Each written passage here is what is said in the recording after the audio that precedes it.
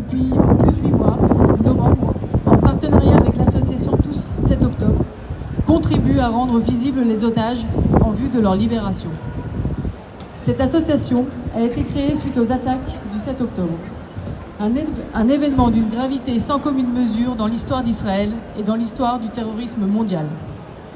Il ne faut pas oublier que plus de 230 personnes, dont 8 Français, ont été sauvagement arrachées de leur maison, de leur famille en Israël et emmenées vers la bande de Gaza par le mouvement terroriste Hamas, et plus de 1400 ont été tués. Tous les jours, nos membres font en sorte de ne pas oublier les visages des otages. Nous n'avons de cesse de demander leur libération immédiate.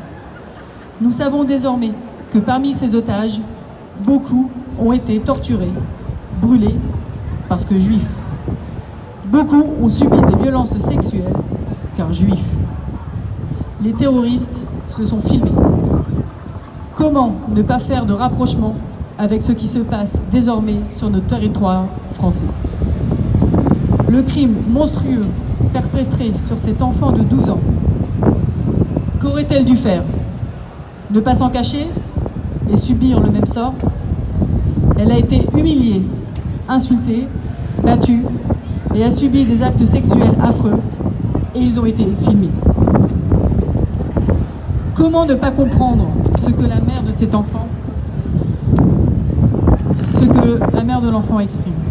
Comment ne pas y voir un mimétisme entre les actes terroristes du Hamas et ce que leur fille a subi en France? Nous sommes donc là aujourd'hui pour dire stop. Stop à la haine, stop à l'antisémitisme.